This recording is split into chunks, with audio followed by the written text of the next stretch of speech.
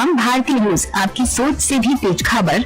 राजनीति के आंगन से जुर्म की दुनिया तक, ग्रामीण इलाकों से शहर की गलियों तक, प्रदेश की हर छोटी बड़ी खबर से करेंगे आपको रूबरू। नमस्कार, मैं कविता भारती, आप देख रहे हैं हम भारतीय न्यूज। आइए देखते हैं इस वक्त की बड़ी खबर। नमस्कार, हम भारतीय न्यूज चैनल से मंडल चीफ ब्यूरो धर्मेंद्र कुमार श्रीवास्तव अपने साथी विवेक के साथ बताते चलूं कि अगस्त माह में गोरखनाथ थाना क्षेत्र के अंतर्गत एक घटना घटित हुई थी, जिसके पीड़ित पक्षकार अभी मैं उनसे आपसे वार्ता करके पूछूंगा। वो अपने मुंह से ही बताएंगे कि उनके साथ किस तरीके से घटनाएं घटी और क्या क्या क्रम था, कैसे कैसे क्या क्या हुआ था, और फिर उन्हें न्याय दिलाने में प्रभारी निरीक्षक गोरखनाथ, क्षेत्राधिकारी गोरखनाथ, एसपी सिटी महोदय या वरिष्ठ पुलिस अधीक्षक महोदय ने किस तरीके से इनका सहयोग किया और इनको उस बड़े घटना से बचे और इनके साथ कैसे कैसे न्याय हुआ और आज के दशा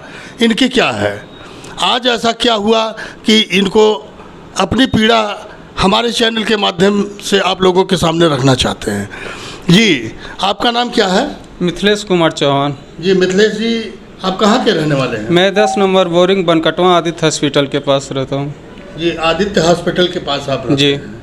ये बताइए, जैसा कि आपका बता रहे थे कि अगस्त में जी, तो क्या घटना हुई थी आपके साथ? कैसे से 11 अगस्त को मैं अपने गेट पे अपने भाई के साथ खड़ा था। उधर से दो बाइक पे लोग आए, कुछ बदमाश किस्म के व्यक्ति आए, जिसमें फुटेज में आया था मेरे। उनको आप पहचानते थे? जी, मैं पहचानता था। कहाँ के रहने वाले हैं सर? ये सब साकेतपुरी कॉलोनी के हैं और एक ग्रीन सिटी के पास का है जी, और एक खजनी से बिलोंग करता है।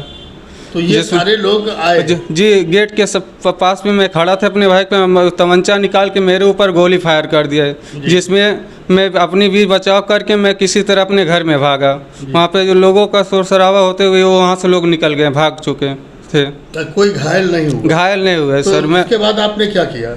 मैं उसके बाद सर मैं अपने तहरीर अपने एसपी सिटी CO SHO को मैंने रिपोर्ट किया। वहाँ पे उस समय मौके पे लोग आए और फिर उसके बाद से उन लोगों को कुछ देर में ही एसपी सिटी सर मौके पे लोग तलाश हुई, जिसमें से तमंचा वगैरह सब कुछ बरामद हुआ, कारतूस भी बरामद हुई। तो इसका मतलब ये हुआ कि प्रशासन ने इस तरह से आपका प्रार्थना पत्र संज्ञानता से लेते हुए जी उसमें सक्रिय हुए, जिसमें जो 3 अपराधी थे तीनों पकड़े गए थे? जी, पकड़े गए थे जी, और असलहा भी बरामद हुआ? जी।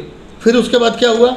उसके बाद से सर उन लोगों का कुछ दिन में ही उन सबों का 10 दिन भी नहीं बीता, बेल छूट गया। उसके बाद से फिर हमको धमकियाँ मिलना शुरू हो गया कि अगर सुलह नहीं किया तो तुमको जान से मार देंगे। कई बार हमको रास्ते में भी रोके और उसके बाद कई बार हमारे ऊपर एक बार हमला भी हो चुका था, जिसकी मैं तहरीर में SP सर SHO को भी दिया था।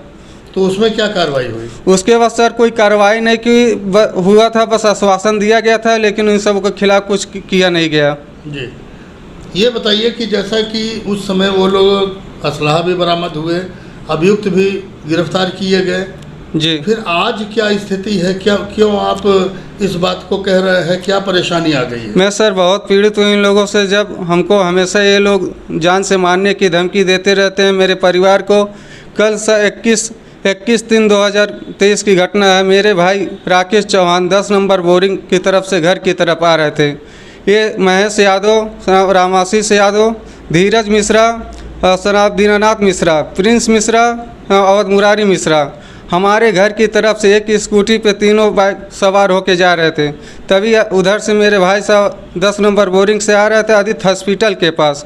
ये लोग सामने से बाइक को ठोकर मार दिया, जिससे ये लोग स्वयं गिर गए और उसके पास से वहाँ पे कुछ नहीं हुआ। फिर हमारे ये जान से मारने की धमकी देते, गाली गुप्ता देते हुए और सुलह करवाते, कहे कि अगर सुलह नहीं किए तो जो उनको जान से मार देंगे। नहीं, ये तो बात हो गई कि आपने, क्योंकि आपके ऊपर प्राणघातक हमला हुआ, जिसके लिए आपने अपना गुहार लगाई और संबंधित अधिकारियों ने उसको संज्ञानता से लेते हुए आपको न्याय दिलाया। जी सर। अब यहाँ पे जो स्थिति है आपकी कि आप आमने सामने का टक्कर हुआ तो टक्कर में एक ना गिरेगा ही, अगर टक्कर लगा तो फिर उसके बाद भी कोई बात हुई है क्या? नहीं सर, कोई बात नहीं हुआ। तो फिर किस लिए आप इतना परेशान हैं? ये सर हमारे ऊपर हम 307 मेरे भाई के ऊपर बिना विवेचक के कोई भी सूचना बिना जांच पड़ताल किए हुए 21 तारीख की घटना है। ये 25 तारीख को तहरीर लिखा गया।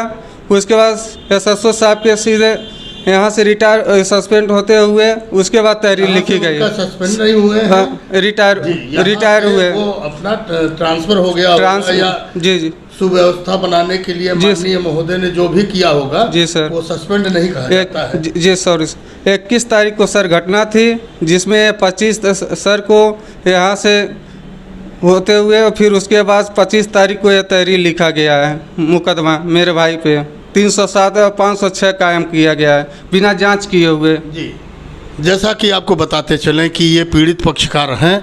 जी, आपका सुनाम क्या है? मिथिलेश कुमार। ये मिथिलेश कुमार चौहान जी, ये पीड़ित पक्षकार हैं। इनके ऊपर प्राणघातक हमला हुआ था जिसमें ये बच गए, जिसमें कार्रवाई करते हुए माननीय वरिष्ठ पुलिस अधीक्षक, माननीय पुलिस अधीक्षक शहर और CO साहब गोरखनाथ और SHO प्रभारी निरीक्षक गोरखनाथ ने मामला को गंभीरता से लेते हुए सभी लोगों की गिरफ्तारियां की और असलहा भी बरामद किया। वर्तमान समय में ये पीड़ित पक्षकार का कहना है कि आदित्य हॉस्पिटल के पास मेरा भाई आ रहा था और इनके विपक्षी 3 सवारी एक गाड़ी से जा रहे थे, आपसी सामने का टक्कर होने की वजह से गिर गए और जस्ट 25 तारीख को इनके भाई के ऊपर, क्योंकि पहले से वो लोग दबाव बना रहे थे कि सुलह करके मामला को ख़त्म किया जाए, वो सुलह नहीं किए, इसलिए दबाव बनाने के लिए उनके ऊपर अपने भाई, जी आपके भाई का नाम क्या है? राकेश कुमार। जी, राकेश कुमार चौहान के ऊपर 307 506 का मुकदमा दर्ज किया गया है।